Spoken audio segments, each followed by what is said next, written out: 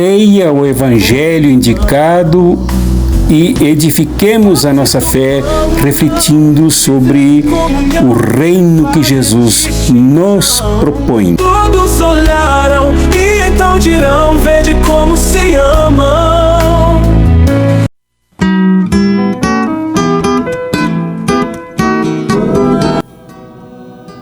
Nesse Evangelho de Jesus Palestino, de Marcos 10, do versículo 35 ao versículo 45, que vocês leram aí, se percebe uma tensão enorme que se fundamenta em 3 pilastras.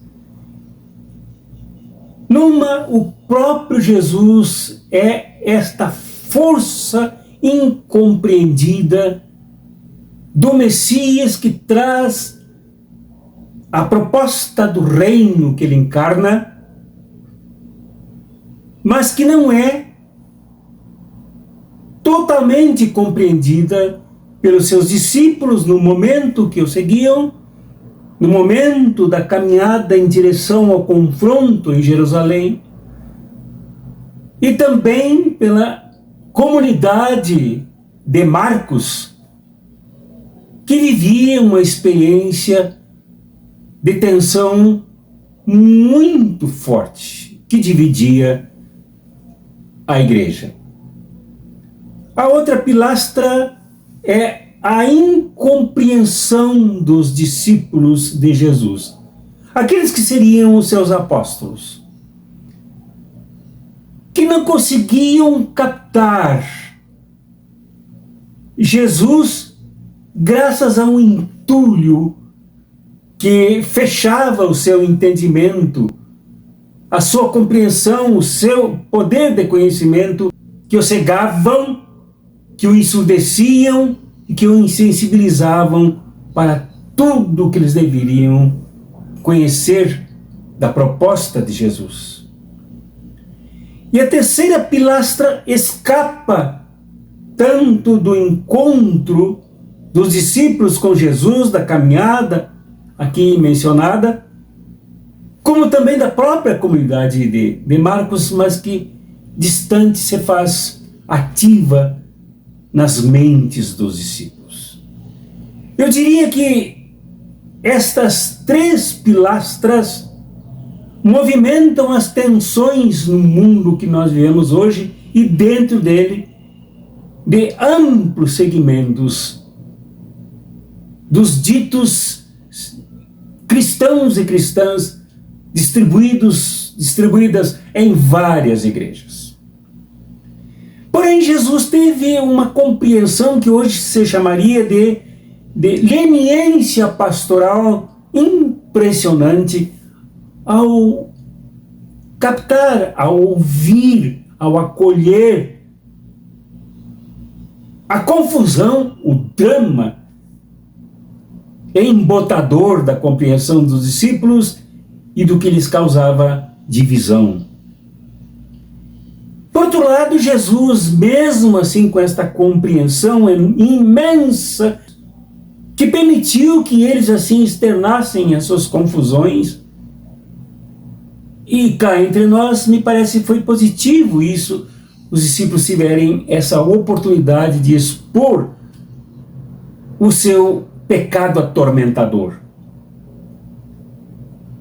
Outro sim, é preciso notar que Jesus se aproveitou, não deixou esse momento em cima da confusão, em cima do entulho ideológico que desorientava os seus discípulos, mas que os educou, os orientou, os construiu, os chamou à razão do projeto que levava Jesus a chamá-los para segui-los. O que aconteceu? E o que poderia acontecer conosco também? O que incomodou, o que é perturbador nesse evangelho, mas de um imenso valor, crítico a nós mesmos também hoje, aqui e agora, é o fato de que os discípulos de Jesus se aproximaram pedindo um lugar no reino da glória de Jesus. O reino da glória. Aí está a confusão. Cada um queria ficar, Tiago e João, uma à esquerda e outra à direita de Jesus, na sua glória. A confusão é que eles esperavam que Jesus estabelecesse um reino em contraposição. Até aí não são errados, não erraram, em contraposição ao Império Romano devastador e todos os outros impérios que já atuaram nesta região, esmagando as populações, dilapidando a humanidade tribal e milenar desta região. E também a atuação forte que há aqui da expressão religiosa mais conservadora, mais refreadora, desumana, praticada pelos fariseus que sempre fucigaram Jesus. Diante disso,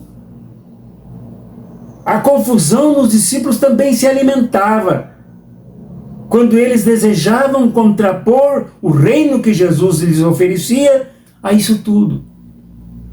Porém, eles imaginavam que este reino fosse um outro império, um império novo, talvez com mais força do que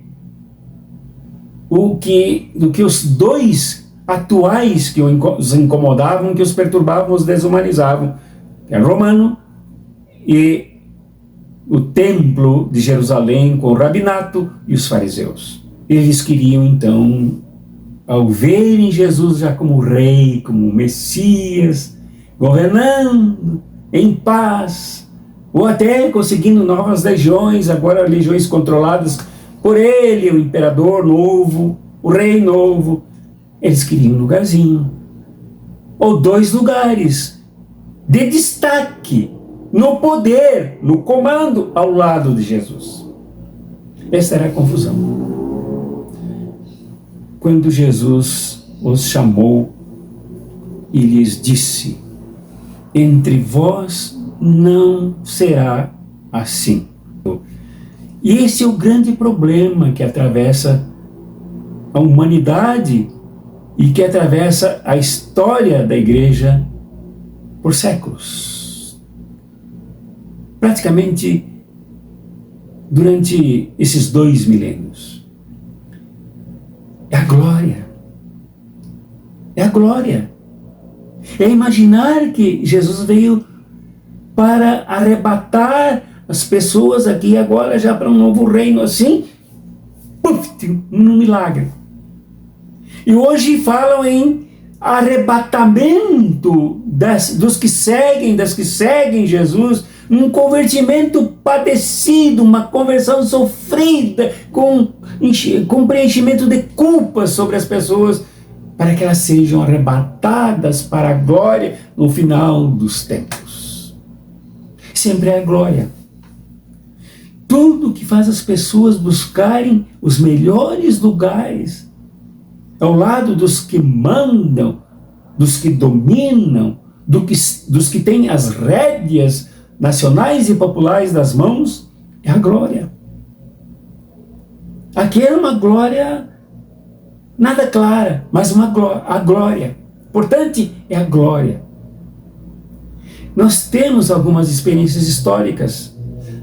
A igreja de Jesus deixou de ser a igreja de Jesus para se tornar Constantina, aí pelo final do 2º século, final dos anos 200, porque Constantino ofereceu a glória para os cristãos e as cristãs que viviam nas catacumbas, perseguidos, acuados pelas religiões romanas, pela disputa disputa de território, pela disputa de impostos, pela disputa de economia, pela ocupação religiosa, cultural no domínio das consciências.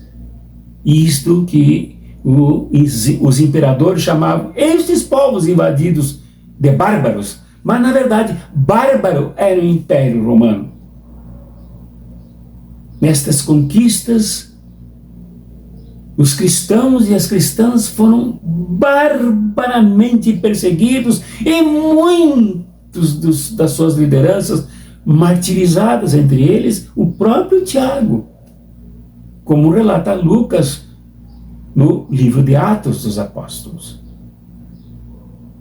No entanto, Constantino substituiu este caminho ensanguentado de martírio, de perseguição, de calúnia, de injúria, de esmagamento do ímpeto do reino que começou no movimento de Jesus.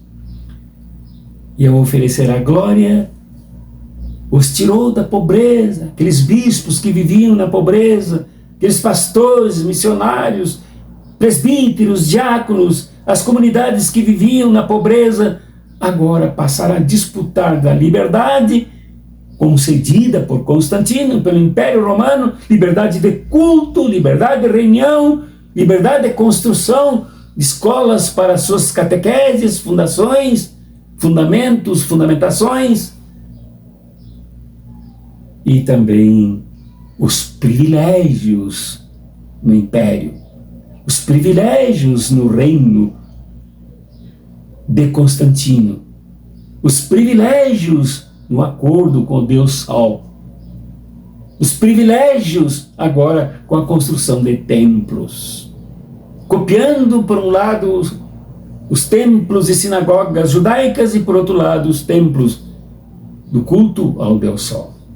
Constantino ofereceu a glória e com isso matou a cruz, com isto matou o discipulado, com isso matou a disposição de transformar o mundo, de recivilizar a partir da matriz reino de Deus. A glória produz isso. Esta glória já era buscada pelos discípulos, com base nesta glória ilusória, ideal, abstrata, mas extremamente destrutiva das consciências, é que os discípulos, Tiago e João, buscavam a perguntar por Jesus. Portanto, era uma tremenda doença, era um desvirtuamento enorme de tudo aquilo que Jesus queria para os seus discípulos. Por outro lado, se viu outros exemplos, e eu trarei mais aqui para próximo de nós alguns exemplos que podem iluminar a compreensão da busca da glória. Um deles são essas pregações, são esses corais, são esses gospels, são essas reuniões de multidões para falar sobre o Rei do trono, o Rei da glória.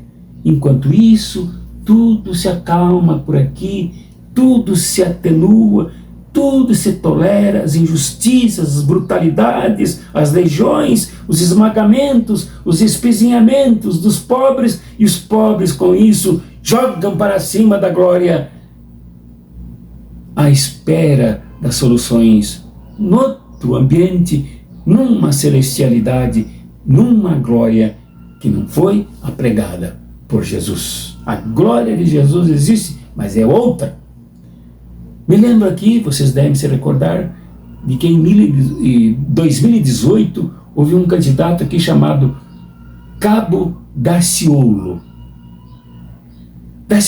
Daciolo era um dedicado à glória, tanto que ele se candidatou a presidente e nas suas orações, nos montes, nos seus jejuns, ele já se via na presidência para levar o Brasil todo para a glória.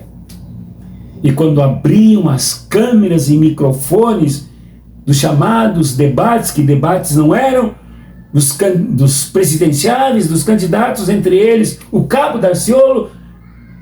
Lá, ao abrir para o lado do Cabo Daciolo as câmeras e microfones, o Brasil ouvia o Cabo Daciolo não falar em política, não falar em economia, não começar a falar em plataforma, em projeto, em soluções, mas glória a Deus, graças a Deus, louvado seja Jesus, aleluia, glória a Deus. O Cabo Daciolo queria a glória. Como não existe esta glória, o Cabo Daciolo desapareceu, sumiu, porque ele era um cometa, era talvez um meteorito, era um paraquedas que aparecia para logo desaparecer, porque esse tipo de glória, até mesmo com a de Constantino, é glória efêmera que desaparece, não é a glória de Jesus. Então Jesus diz aos seus discípulos: entre vós não será assim. Se alguém quiser ser o maior entre vós, seja o que serve. Seja o que serve a todos. E ainda acrescentou a eles: não sabeis o que estáis pedindo. Esta é a razão do ardor, da aspiração pela glória, em que não se sabe o que se fala. Não é disso que se trata. Não é disso que trabalha, não é nisso que trabalha o Evangelho de Marcos. Não existe esta glória. Esta glória não é dos que seguem a Jesus. Então Jesus, chamando-os para perto, agora mais perto, porque eles se encontravam a caminho, se encontravam na estrada, os chamou e lhes disse: sabeis que aqueles que são considerados governantes das nações as dominam, e as pessoas importantes exercem poder sobre elas. Este é o núcleo da glória. Este é o núcleo que levou o movimento de Jesus ao fracasso no final dos anos 200. Porque se entregaram à glória dos que dominam o mundo, dos que dominam as nações, dos que dominam os povos, dos que dominam as consciências, dos que sufocam as almas das pessoas com o poder, com a ganância, com a manipulação, com todas as forças possíveis contra os povos enfraquecidos. Esta glória é a mesma que buscavam os padres e religiosos dentro das caravelas de Pedro Álvares Cabral, e chegaram aqui com aqueles que queriam a glória, depois se apossaram do ouro, do pau-brasil, da prata, do mico, da água, de tudo, e levaram tudo, e enquanto levavam os indígenas, os povos originários, nós todos aqui, naqueles tempos, nos empobrecíamos. Esta glória empobrece, esvai, fragiliza, mata asfixiados os povos. Esta glória é a glória daqueles que falam em Deus e negam o projeto de Jesus. Esta glória é aqueles que falam em tapetes, em tronos, em corais, em anjos com trombetas e tal, e negam a cruz, que é exatamente a luta daqueles que dão a vida, como Jesus deu, para mudar o mundo.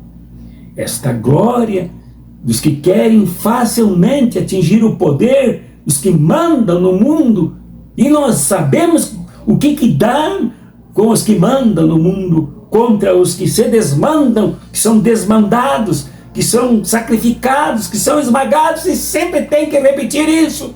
Nós sabemos o que acontece. Os países onde não chegou esta dominação desta forma são países consolidados economicamente, onde não há disparidade econômica e social, onde não há injustiça gritante.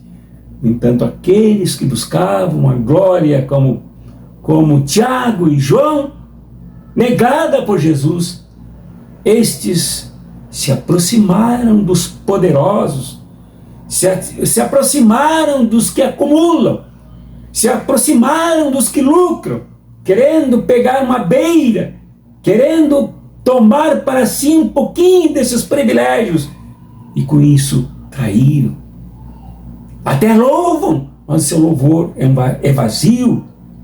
Até glorificam, mas a sua glorificação é um movimento da língua entre os dentes, sem nenhuma consequência prática.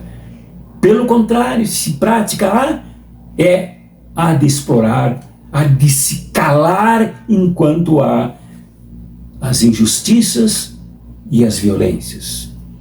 Mas Jesus propôs, porque Jesus os chamou para perto, para demonstrar a eles o problema, de onde vinha essa busca da glória, de onde vinha esse desejo ardente de cada um sentar ao lado do rei, que eles esperavam que Jesus fosse. Isso vinha do preenchimento das consciências, isso vinha da ideologia, isso vinha sem que os discípulos percebessem, como inalação da dominação presente e ativa, que entra devagar ou entra forte e acaba por ocupar cada espaço da mente humana, fazendo com que o ser humano troque alhos por bugalhos e se transforme nisso, que busca a glória daqueles que esmagam e que matam. Jesus mostrou logo, isso acontece com os maiorais das nações. Entre vós, não é assim. Jesus ofereceu a proposta. E quem ambicionar ser o primeiro entre vós, que se disponha a ser o servo de todos. No grego, diácono de todos, exerça a diaconia para com todos, sirva a todos, compartilhe-se com todos, compartilhe tudo com todos. É assim que se atinge a glória, mas a glória para todos e não para 2 ou 3. A palavra diaconia, de onde vem a palavra servo, que nessa tradução que eu pus aqui para seguir, fala até em escravo. Seja o escravo de todos. É tirado, chamado ambiente pagânico. E nesse ambiente, diaconia era escravatura. Era o aniquilamento da vontade, do ego, do direito de realizar os desejos pelas pessoas negadas. Agora aqui é o contrário. A diaconia convertida pelo Evangelho, convertida por Jesus, trazida com outra perspectiva, outra orientação. A diaconia é o serviço de quem se dispõe contra tudo e contra todos a servir aos outros. Bem o contrário do que fazia o Império Romano e que também já fez e fazia o grupo que dominava o Sinédrio, dominava o templo, que era o centro do poder ao lado do exército de Israel. Bem ao contrário, enquanto aqueles ocupavam, invadiam, pisavam com as patas dos cavalos, degolavam com as suas espadas, aqui o servo se dispõe a recuperar a vida, se dispõe a curar, se dispõe a unir, se dispõe a despertar nas multidões a sua disposição de servir, de realizar a diaconia. É isso que Jesus propôs. Nem mesmo o Filho do Homem, isto é, Ele mesmo, nem mesmo o Filho do Homem veio para ser servido, para ser glorificado como querem muitos, acrescento eu, mas para servir e dar sua vida em resgate por muitos. Jesus ensinou aos seus discípulos duas coisas quanto ao serviço, quanto à diaconia. Uma que esta é a marca da fé. Esta é a determinação do discipulado. Ser discípulo, discípula de Jesus é se dispor ao serviço, é se dispor à diaconia, é se dispor a servir como escravo que se dispõe ele mesmo a servir e não ser obrigado e nem torturado para isso, mas servir radicalmente. Esta é a primeira coisa absolutamente marcante na fé cristã. E outra, Jesus apontava para a fonte do serviço. Jesus indicava o caminho do serviço. Jesus indicava a energia da onde procede a força para servir. Ele mesmo, o Filho do Homem que não veio para ser servido, mas para servir e dar a sua vida. Esta é a diferença da diaconia. Esta é a diferença do serviço marcante nas vidas dos discípulos e discípulas.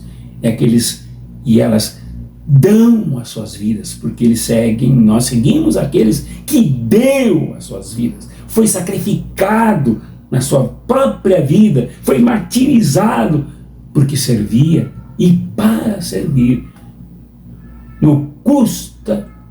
custe o que custar. Esta é a diaconia. Lamentavelmente, as igrejas transformaram a diaconia em item litúrgico. E os diáconos e as diáconas como pessoas de altar. A proposta de Jesus para a diaconia é que todos os seguidores, chamaríamos todos os cristãos e as cristãs, fossem diáconos, exercessem a diaconia, isto é, servissem, como ocorreu um exemplo dado em São Lucas, os capítulos 2 e 4, quando todos serviam a todos de maneira que não havia mais necessitados nem necessidades. Portanto, meu irmão, minha irmã, o serviço, a diaconia é parte do projeto do reino de Jesus. É parte da encarnação, da proposta do reino de Jesus. Da radicalização da proposta do reino de Jesus para toda a humanidade e não somente para a igreja. Não somente para as liturgias, mas servir a humanidade. E como eu venho dizendo, repito agora, sermos discípulos e discípulas de Jesus, determinados pelo serviço, pela diaconia, pela entrega à humanidade, nós nos colocamos muito mais próximo, e o ideal seria no próprio caminho da revolução. Revolução que significa a ruptura com esse modelo dos maiorais, que dominam o mundo, que dominam as nações, que manipulam os povos, sacrificando-os em favor dos interesses dos dominadores. A ruptura com esse modelo que toma conta de muita gente historicamente e que iguala os que se modelam por esse projeto,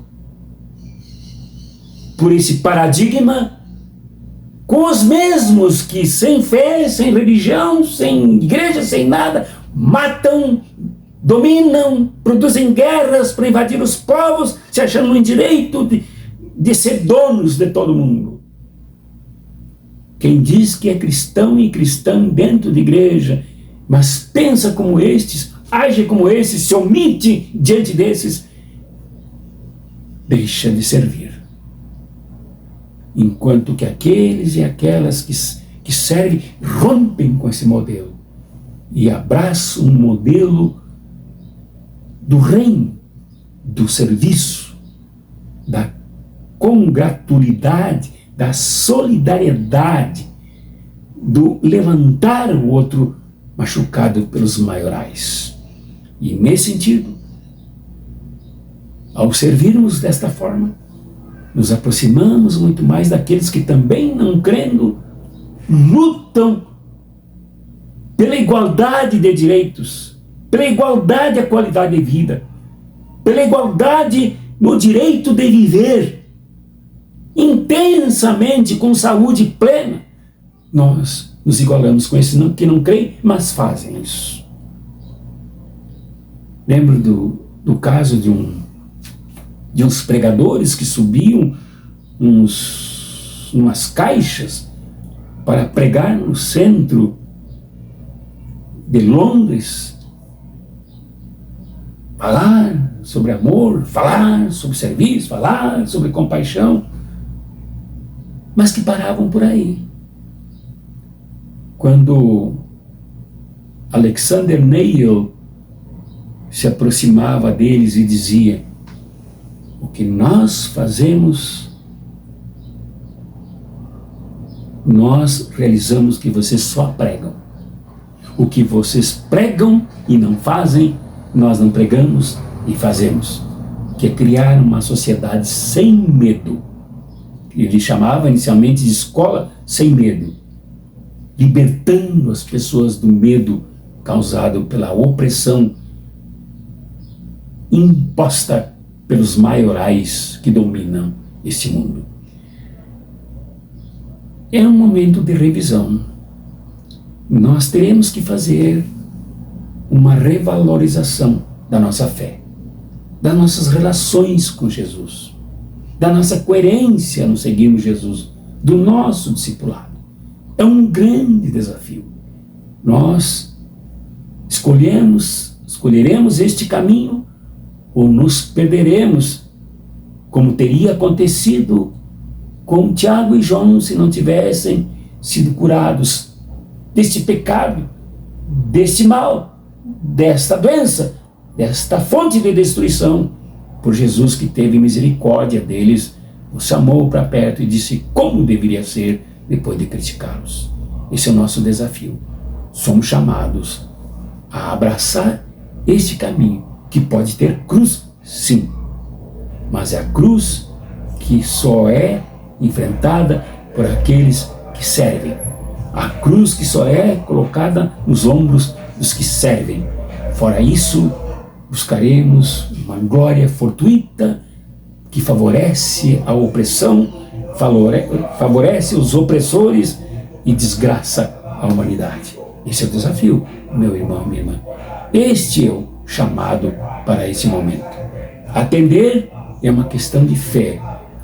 Atender esse chamado é uma questão de percepção, é uma questão de lealdade para com Jesus. Pois que assim seja, que a graça de nosso Senhor Jesus Cristo nos ajude a nos abrirmos para esse novo projeto. Em nome do Pai, e do Filho, e do Espírito Santo. Amém. Leia o Evangelho indicado e edifiquemos a nossa fé refletindo sobre o reino que Jesus nos propõe. Todos olharam e então dirão: vede como se ama.